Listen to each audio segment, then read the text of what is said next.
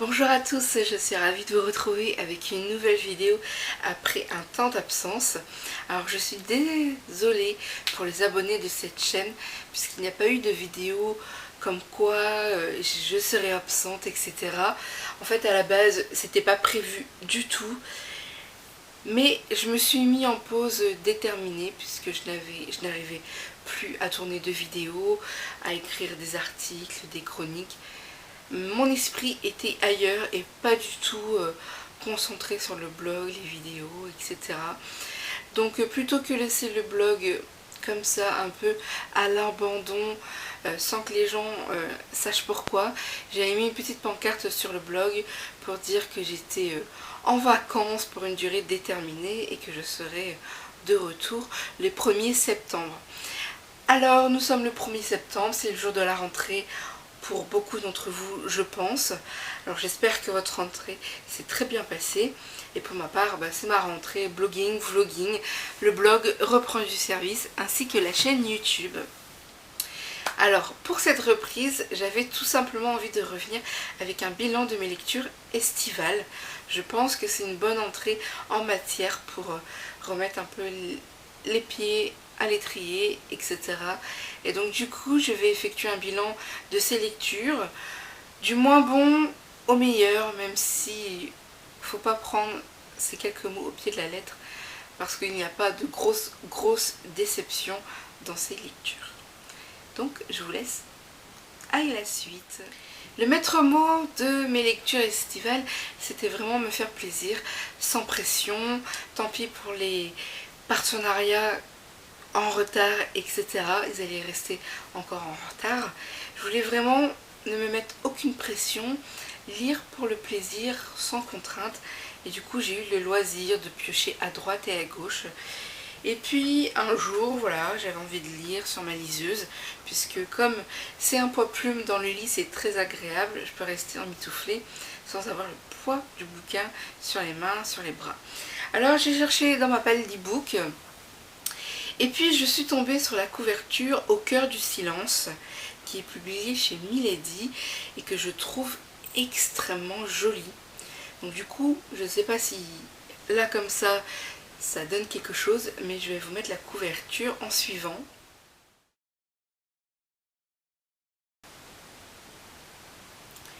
Je pense qu'en vrai, quand on a le livre entre les mains, elle doit être beaucoup plus jolie que voilà, en liseuse photo ou en illustration dans une vidéo. En tout cas, c'est la couverture qui m'a décidé à plonger dans cette lecture. Alors, si ce roman est en fin de classement, c'est parce que j'ai été un peu déçue. Mais je ne parle pas d'une grosse déception. C'est qu'en plongeant dans cette lecture, je n'avais lu pas du tout le résumé. Donc je ne savais pas quoi. Je ne savais pas à ce qui m'attendait. Et puis voilà, c'était du midi, je pensais que ça allait être de la romance, mais sans rien de plus précis. Alors les premières pages ont été vraiment sympathiques, je me suis dit que j'avais fait un bon choix, etc. Mais plus ça avançait et plus je me demandais où j'avais mis les pieds. Heureusement que la fin était là, elle a tout rattrapé, elle a éveillé des petits quelque chose dans mon ventre, des petits papillons, des petites émotions. Et c'est là en fait que j'ai compris toute la beauté de ce roman. Donc je vous en dirai davantage dans une chronique écrite. Mais n'hésitez pas à me dire, vous, ce que vous en avez pensé, si vous l'avez lu, parce que je serais curieuse de voir s'il y a des personnes qui ont eu un véritable coup de cœur pour cette lecture, ou comme moi, ont eu une petite déception, ou une grosse déception. Donc n'hésitez surtout pas, je suis curieuse. Alors je précise qu'en juin, je suis allée faire un petit tour dans ma médiathèque qui est partenaire de mon blog. Donc vu que les emprunts sont rallongés jusqu'au mois de septembre, j'en ai profité pour prendre 2-3 petites choses qui me tentaient sur le moment, notamment une saga que je vois et que j'entends énormément parler, que je n'avais jamais lue. Il s'agit de Chroniques de la fin du monde. Voici, voilà. Alors je suis assez fan quand même de tout ce qui est dystopie, anticipation, sci-fi jeunesse, sci-fi tout court. Et j'étais très curieuse de découvrir ce roman. Alors, c'est pas un coup de cœur. Au début, je m'attendais à ce que ça soit un coup de cœur et puis finalement, eh ben, ce n'est pas un coup de cœur. Notamment parce que le récit n'est pas très joyeux. Alors c'est vrai que dans les dystopies, j'arrive franchement à me taper des coups de cœur. Mais en l'occurrence, dans cette saga, ce n'est pas du tout le cas. Puisqu'il est question quand même de fin du monde. Donc il faut survivre. Il y a beaucoup de tristesse, de maladie, de mort. Donc que des éléments joyeux, n'est-ce pas? En tout cas, je suis ravie d'avoir découvert cette lecture. Alors quand j'ai terminé la saga, je suis allée voir un peu sur Goodreads. J'ai vu que l'auteur avait écrit un 4e tome. Alors j'étais curieuse de savoir si on allait l'avoir en France.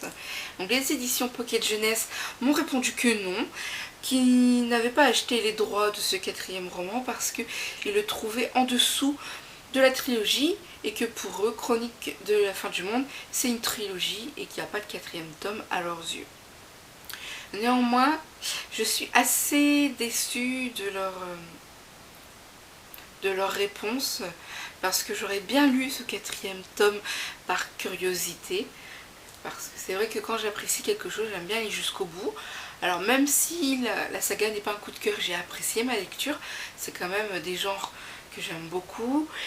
Et voilà, j'aurais bien lu le 4e tome. Après, je comprends tout à fait leur décision, leur point de vue, même si, bon, voilà, c'est une petite déception, mais je comprends qu'ils ne veulent pas acheter les droits, traduire, publier. Si pour eux c'est vraiment en dessous et que ça ne va pas rencontrer son lectorat, ça risquerait de faire un peu de l'argent jeté par la fenêtre. Donc du coup, je vous en dirai davantage dans une chronique. Je poursuis avec un petit roman dont j'adore la couverture et l'objet livre. Il s'agit de Sans attendre. Alors c'est un roman comme ça qui paye pas de mine, mais franchement j'ai passé un agréable moment. Alors en quelques mots, j'ai l'impression que c'est un roman assez intimiste. Voilà, on a un personnage principal qui est une jeune fille, qui est entourée de garçons. Il est question d'avion, d'aéroport. Donc c'est une demoiselle qui travaille dans un aérodrome, je crois que ça s'appelle comme ça. Et avec un rêve, c'est de piloter. Donc c'est vrai que c'est vraiment un roman tout mignon, sans prétention, tout simple, que j'ai vraiment adoré. J'ai passé un très bon moment et je l'ai lu franchement assez vite. J'aime beaucoup cette maison d'édition Castelmore. Elle fait de super romans, belle couverture, des textes qui permettent de passer un agréable moment. Voilà. Je sais pas quoi vous dire de plus en vidéo, si ce n'est que je l'ai lu et que j'ai beaucoup aimé cette lecture. Donc nous en reparlerons très vite dans une chronique. Alors maintenant, nous allons arriver au niveau du top 3 de mes lectures favorites de cet été. Bien sûr, comme c'est un top 3, on pourrait dire 3, 2, 1. Non, c'est mes 3 lectures favorites. Il n'y a pas de classement particulier, je vais vous les présenter comme ça me vient. Alors il y a 2 e-books, enfin 2 lectures e-book et une que j'avais empruntée à la bibliothèque. Alors je vais vous montrer l'objet que j'ai ici. Il s'agit de Si loin de toi, qui est publié dans la collection R. Alors c'est une collection que j'affectionne, que j'ai envie de découvrir tous les titres qu'ils ont publiés. Mais voilà, c'est quand même des bouquins qui sont à 18 €, donc financièrement c'est pas trop possible pour moi. Néanmoins, quand j'ai l'occasion de les emprunter, je le fais. Alors celui-ci, il m'avait tapé à l'œil quand je l'ai vu en fait dans un rayonnage et je me suis dit que vu que c'était les vacances, autant profiter. J'ai beaucoup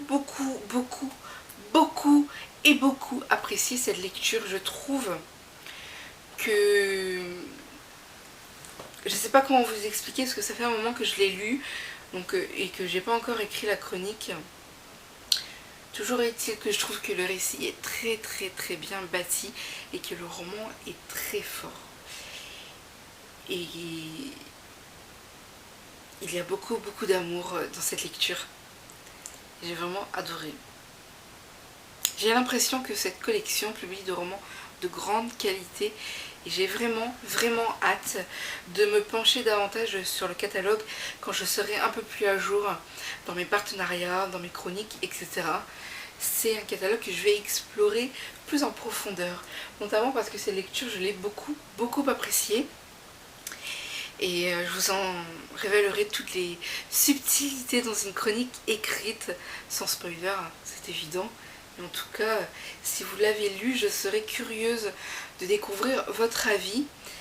Et ensuite, pour terminer dans mes lectures, alors il s'agit de 2 sagas en e-book. Alors je vais rallumer la liseuse pour vous donner un aperçu des couvertures, vite fait, bien fait. Alors, on va retourner chez Milady. Il s'agit d'une saga qui est arrêtée en fait. Donc j'ai lu les 4 tomes d'affilée. Voilà, hop, je prends la première couverture qui me tombe sous la main. Il s'agit en fait de la saga Ghostwriters ou Walkers. Désolée, mon anglais est rouillé en ce jour. Alors c'est une saga qui a arrêté chez Milady.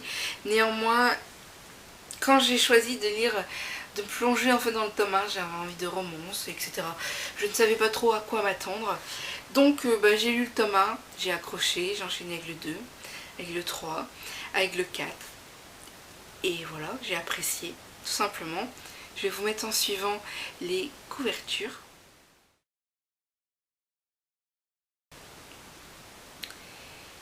Voilà, Milady, c'est un peu comment dire, mon petit concon, mon petit coin pour me réconforter, pour me redonner du peps, pour remonter le moral, etc. J'adore. Alors ici, on serait plutôt dans l'urban fantasy que de la Bit.lit, puisqu'il n'y a pas de créatures accro, etc. J'ai franchement apprécié. C'est dans la même tournure, vous savez, que Minuit, la confrérie, donc un couple par tome. J'ai vraiment adoré. Alors je vous le dis carrément en vidéo, mais je le dirai dans la chronique également. Je suis franchement là très triste que la saga ait arrêté parce que le tome 4 était mon tome préféré et j'avais très envie de découvrir le tome 5, puisque le tome 4 et le tome 5, les personnages qui sont mis en avant sont des frères et des sœurs. C'est-à-dire que dans le tome 4, on découvre des jumeaux. Donc un des jumeaux va s'enquiquiner, enfin s'enquicher, je sais pas comment on pourrait dire, d'une fille qui a une sœur jumelle. Et donc dans le tome 5, on aurait suivi l'autre jumeau avec l'autre jumelle. Et franchement, ils sont trop mignons à voir et j'aurais aimé lire le tome 5. Alors je suis dégoûtée puisque la saga elle est loin d'être terminée en anglais. Et je ne me sens absolument pas de lire en anglais. Je suis dégoûtée, franchement, pour cette saga, je suis dégoûtée. Est-ce que vous avez lu cette saga ou pas? Est-ce qu'elle vous tente ou pas? N'hésitez pas, hein. J'aimerais échanger avec vous sur ce sujet. Donc, je suis trop triste. Bon, je vous en dirai davantage, toujours dans une chronique, mais je terminerai par que je suis trop dégoûtée de ne pas avoir la suite. Alors ensuite, je vais conclure cette vidéo avec une saga, mais c'est pas vraiment une saga, enfin... Alors on va dire que c'est une saga. C'est la saga The Vincent Boys, qui est publiée chez La Martinière Jeunesse Fiction. Alors, je crois que je ne l'ai jamais vue dans les rayons de mes librairies. Mais j'avais croisé plusieurs fois la couverture du premier tome. Il s'agit de Un garçon de trop. Et puis au cours de cet été, j'ai eu envie de me lancer. Et là, gros coup de cœur, j'ai lu le premier tome mais en très peu de temps. Et du coup, j'ai eu envie de lire le second dans la foulée. Et j'ai passé un agréable moment avec cette saga en 2 tomes. Franchement... ça fait du bien, une petite lecture légère.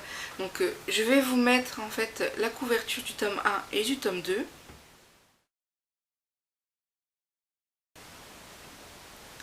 Alors ici c'est la couverture du tome 2. Donc la saga s'appelle The Vincent Boys, puisqu'il s'agit de deux personnes de la même famille. Ils sont cousins. Et puis il est question d'amour, vous vous doutez bien, de filles, d'amour, etc.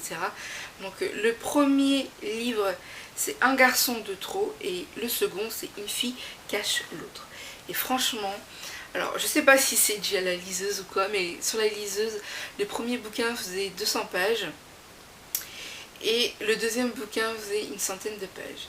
Donc autant vous dire que je les ai dévorés, que j'ai adoré les personnages.